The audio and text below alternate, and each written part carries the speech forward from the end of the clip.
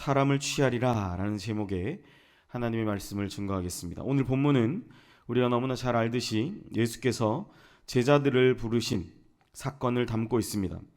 예수님이 제자들을 부르신 것의 특징은 오늘 우리가 본문에 살펴볼 수 있듯이 주님께서 직접 그 제자들의 일상생활의 그 터로 찾아가셨음을 오늘 본문에서 우리는 알 수 있습니다. 성경 속에서는 제자들이 단편적으로 예수님을 만나 부르심을 받은 것처럼 나타나 있지만 실제로는 예수님과 제자들이 서로를 미리 보았고 서로에 관한 이야기들을 먼저 들었음을 우리는 그 가능성들을 우리는 볼 수 있습니다. 오늘날도 주님은 우리의 일상생활 가운데 찾아오셔서 우리로 하여금 주님의 제자가 되기를 원하십니다. 바라건대 오늘 모인 저와 여러분 모두에게 바로 이러한 주님의 뜻이 온전히 나타나고 우리의 삶에 드러나기를 간절히 소망합니다. 요한복음 1장을 보면 세례요한은 예수님을 하나님의 어린 양이라고 증언하고 있습니다. 말라기 이후 하나님의 계시의 말씀이 끊어져 버린 영적 또한 시대적 어둠 속에서 세례요한은 역사 가운데 등장했고 그의 가르침이 당시의 종교 지도자들과는 달랐기 때문에 요한을 따르는 제자들이 참 많았음을 알 수 있습니다. 그때 요한을 따르던 제자 중 2명이 있었는데 그 중에 한 명이 바로 베드로의 형제 안드레라는 사실에 우리는 주목해 보아야 합니다. 요한복음 1장 40절에 이런 말이 있어요. 요한의 말을 듣고 예수를 따르는 2 사람 중에 하나는 시몬 베드로의 형제 안드레라. 요한복음의 이 본문은 예수께서 12명의 제자를 부르시기 전에 먼저 제자들이 예수에 관한 소문을 들었음을 또한 그 만남이 분명히 있었음을 우리에게 증거해 주고 있습니다. 제자들이 예수께서 말씀하시던 장소에 가서 그 예수를 먼 발치에서 만났고 또한 예수님이 제자들을 그 만났던 제자들 그들을 그렇게 보았던 제자들을 부르시기 위해 그들의 일상생활의 현장 가운데 왔음을 현장 가운데 예수께서 찾아왔다는 사실을 우리는 결코 부인할 수 없다라는 거죠. 일종의 우연의 일치 내지는 주님의 의도성을 결코 우리는 배제할 수 없습니다. 우연의 일치일 수도 있고 주님이 어떤 의도를 가지고 접근했을 수도 있는 양자를 우리는 다 살펴볼 수 있다는 것이죠. 오늘 본문은 어쩌면 이러한 소위 일면식, 그러니까 한번 앞서서 만나봄이 있는 그런 예수님과 제자들의 만남을 다루고 있다는 사실이죠. 예수님은 제자들의 이 일상생활 속에 찾아오셨고 그들을 부르셨고 그 이후로 3년 반에 예수님이 이 땅 가운데 계셨던 아주 특별한 기간을 그들과 함께 보내셨다는 사실, 그 사역을 함께 하시는 사역의 그 시작이 바로 오늘 본문에 담겨 있음을 우리는 볼 수 있습니다. 주님은 오늘 2가지 정도로 말씀하시면서 제자들을 부르고 계십니다. 첫째는 깊은 데로 가서 그물을 내려 고기를 잡으라는 명령입니다. 4절에 우리가 읽지 않았지만 5장 4절에 이런 기록이 있어요. 말씀을 마치시고 시몬에게 이르시되 깊은 데로 가서 그물을 내려 고기를 잡아라. 본문은 게네사렛 호수라고 기록하고 있는 이 호수에서 이 사건이 있었다. 그게 누구의 삶의 일상생활의 터전입니까? 바로 베드로, 안드레, 야고보, 요한, 예수님을 따르는 가장 측근 수제자 4명, 그들이 바로 이 어부의 역할을 했던 사람이라는 것입니다. 근데 그 배경이 바로 게네사렛 호수라고 기록하고 있는 이 호수. 이 호수는 우리가 너무나 잘 아는 호수의 다른 이름이에요. 어딜까요? 갈릴리 바다라고도 하고 호수라고도 말하는 이곳의 다른 이름이에요. 갈릴리 호수는 갈릴리 바다라고도 말하는 이곳은 긴네렛, 게네사렛, 디베랴 등 여러 가지 이름으로 성경에 바꾸어서 표현하고 있습니다. 갈릴리 호수는 다른 본문을 살펴보면 바다라고 불릴 정도로 어마어마하게 크고 넓습니다. 둘레는 50km 정도 된다고 하고 수심이 가장 깊은 곳은 49m가 됩니다. 제 키가 한 175cm 정도 되니까 49m면 여러분 얼마나 깊겠습니까? 어마어마한 깊이를 이제 보이고 있는 곳이 바로 이 갈릴리 호수라는 거예요. 그러니까 어류들이 다양하게 있고 풍성한 그런 물고기들이 잡힌 나라는 사실에 주목해야 되죠. 그러니까 이곳에서 일종의 자기의 업을 가지고 있던 어떤 거죠? 어부, 그러니까 업을 하고 있었던 이 제자들이 바로 어부 출신의 제자들, 바로 베드로, 안드레, 야고보, 요한이라는 사실입니다. 물론 예수님의 제자들은 여러 가지 다양한 계층들이 있었죠. 열심당원도 있었고, 또 세리도 있었고, 그죠? 그 다음에 가룟 유다 같은 사람도 있었고, 유대 지방에서 난 사람, 유대 지역에 난 그 유대인들이 지지했던 바로 가룟 유다. 그러니까 제자들이 다양한 각계의 가칭의 사람들이 있었지만, 오늘 주님이 이 본문에서 부르신 그 제자들은 바로 갈릴리 바다에서 일상생활의 삶을 살았던 자들이라는 사실입니다. 일종의 업을 가지고 살았던 제자가 바로 이들. 그들은 적어도 예수님보다는 이 물고기 잡는 이 업에 대해서는 지식이 훨씬 많았을 거예요. 우리가 잘 알듯이 예수님은 뭐에 정통한 사람입니까? 모르세요? 나무 그렇죠. 목수. 아시는 분. 목수의 아들이에요. 그러니까 그 당시에 나무로 만든 모든 가구들을 고치는 목수의 아들입니다. 그러니까 목수의 아들이 물고기를 잘 알 수 있을까요, 없을까요? 알 수 있겠죠. 그러나 실제로 자기가 몇 대에 걸쳐서 이 물고기를 잡아왔는 그런 사람들이면 갈릴리 베세다라는 지역, 이 50km, 둘레가 50km 되는 그 지역 중에 한 지역이 갈릴리 베세다. 이 베세다 출신의 이 물고기를 잡는 이 사람들, 그러니까 베드로, 안드레, 야고보, 요한에 비하면 물고기를 잡는 지식은 현저히 떨어질 것이라는 사실이죠. 그런데 주님이 말씀하시죠. 깊은 데로 가서 그물을 던져 고기를 잡으라는 명령이었어요. 그런데 이 허무맹랑한, 어쩌면 얼토당토하는 이 질문에 대한, 이 말씀에 대한 답변이 오늘 오전에 있어요. 시몬이 대답하여 이르되 선생님, 우리들이 밤이 새도록 수고하였으되 잡은 것이 없지만은, 그러니까 인간적인 내가 수고를 많이 했지만 잡은 것이 없지만 내가 주님, 선생님이 하시는 말씀, 왜 선생님이라고 부를 수 있어요? 요한복음 1장에 이미 안드레, 그러니까 세례요한을 따라할 때 안드레가 예수님이 어떤 분인지를 이미 알았기 때문에 선생님이라고 표현하고 있고, 그 선생님의 말씀에 의지해서 내가 다시 한번 그물을 던지겠습니다라고 그는 기록하고 있는 겁니다. 이건 너무나 일상적인 언어고 일상적인 말일 수 있지만 이건 굉장히 놀라운 고백이에요. 목수의 말을 듣고 다시 깊은 데까지 노를 젓고 나아가서, 여러분 지금처럼 모터 엔진이 달린 것도 아니고 여러분 그렇게 나아가서 던진다는 것은 쉽지 않은 겁니다. 그물을 던져보겠다. 이 예수께서 어떤 분이신가에 대한 분명한 믿음과 그 전부터 세례 요한이 그분에 대해 증거한 하나님의 어린 양으로서, 또는 무언가 다른 분이심에 대한 기록을 분명히 그들이 들었기 때문에 그들은 순종하며 나아가는 거죠. 여러분 우리가 너무나 잘 알듯이 믿음은 어디에서 납니까? 들음에서 나잖아요. 할렐루야. 들음은 어디에서 나요? 그리스도의 말씀에서 나는 줄을 믿으시기를 바랍니다. 그게 제자들을 부르신 사건이 여실히 드러나 있는 겁니다. 예수님이 하신 말씀을 들었고 그 그리스도의 말씀 가운데 말씀을 들음으로 이 믿음이 발생했다라는 사실이죠. 무엇보다 주님의 말씀을 들으시길 기뻐하시는 저와 여러분 되시기를 소망합니다. 특별히 2019년 한 해는 이러므로 세상 사람들은 황금 돼지해다 이렇게 얘기하고 물질의 복 받으러 난리를 피우지만, 무엇보다 하나님 말씀 듣기를 기뻐함으로 주님의 복을 받아 누리는 저와 여러분 되시기를 소원합니다. 이러한 주님의 말씀을 들음 가운데 베드로는 전혀 목수의 아들로서 전문적 지식이 없는 그러한 대상으로 예수님을 무시할 수도 있고, 예수님의 말씀을 전혀 가치 없는 얘기로 들을 수 있었지만 그는 이 예수님의 말씀에 순종하며 나아가고 있다는 사실입니다. 2019년 이제 새해가 밝았습니다. 사랑하는 여러분, 저는 여러분의 가정과 직장, 사업장, 또 교회에 대한 주님의 그 굉장한 기대감의 마음으로 나아가시기를 소망해요. 여러분 어떠한 기대감으로 이 한 해를 시작하셨습니까? 어떠한 마음이 여러분을 움직이고 있습니까?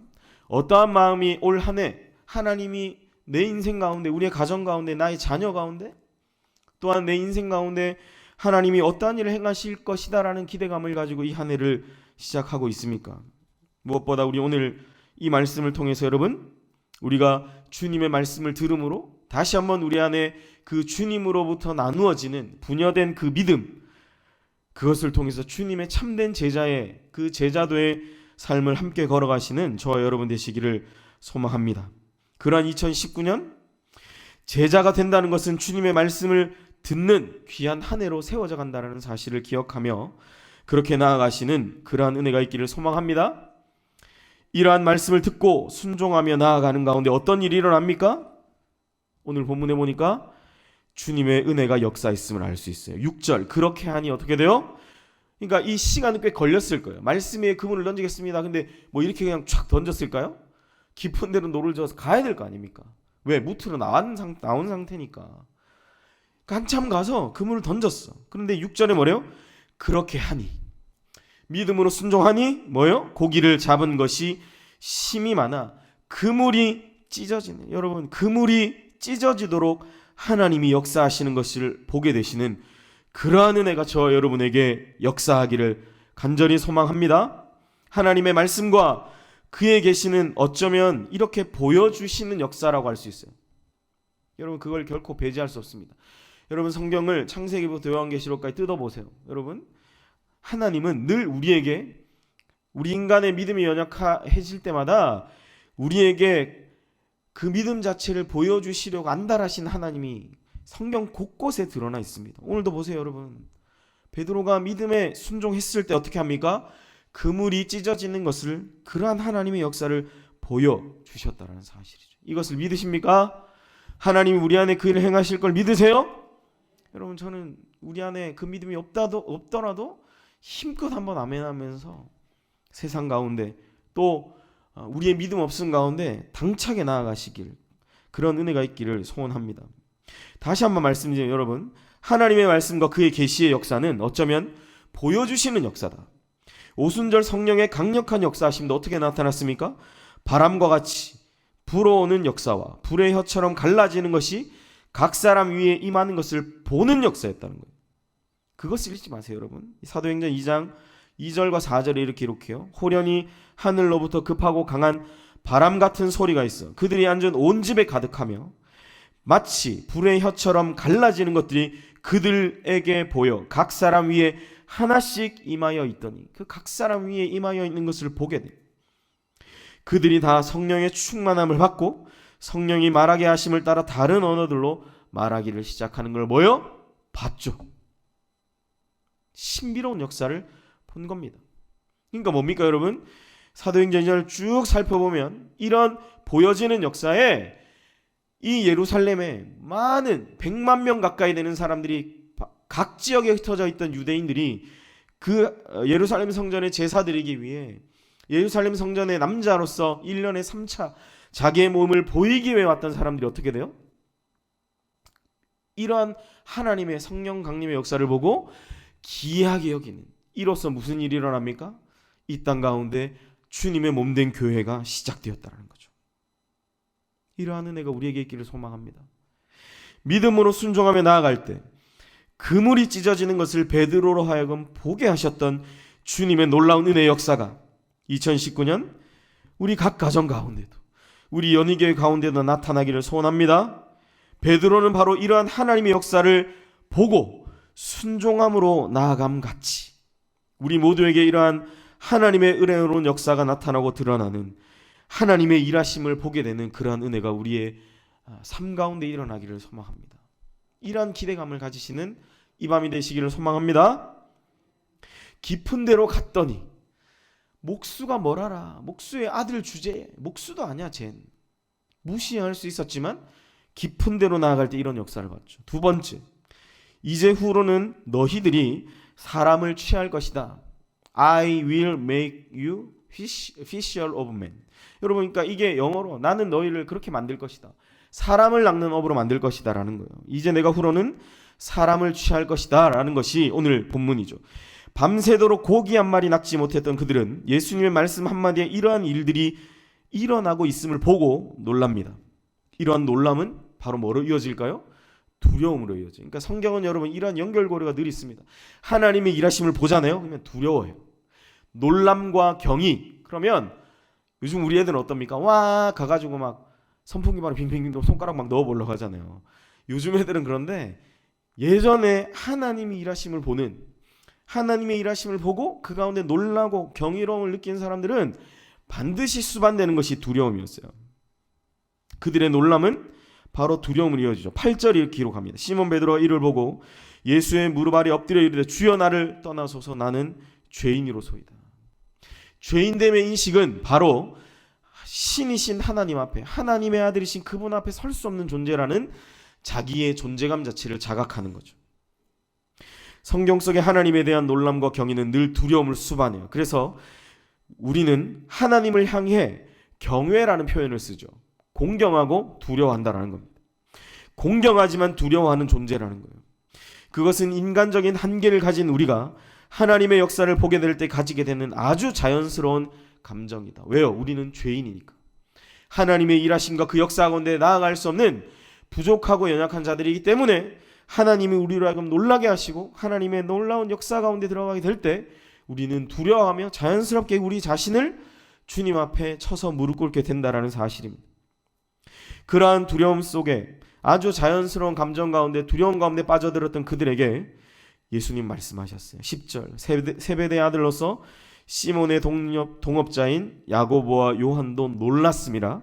예수께서 시몬에게 이르시되 무서워하지 말라. 이제 후로는 내가 사람을 취하리라. 마태복음엔 너를 사람 낚는 어부로 내가 만들 것이다 라는 것을 말씀하고 있습니다. 그리고 그들은 어떻게 해요? 11절 그들이 배들을 육지에 대고 모든 것을 버려두고 예수를 따르니라. 여러분 이 말이 함축하고 있는 의미 아시죠? 모든 것을 버려두고 예수를 따르니라. 저도 쉽지 않아요 이거. 모든 것을 버려두고 예수를 따를 수 있는 믿음. 이게 어디서 발생해요? 여기서 발생한 거죠. 이제 말씀을 마무리하려고 하는데 여러분, 이 주님의 제자가 된다라는 것은 바로 이러한 자연스러움이죠.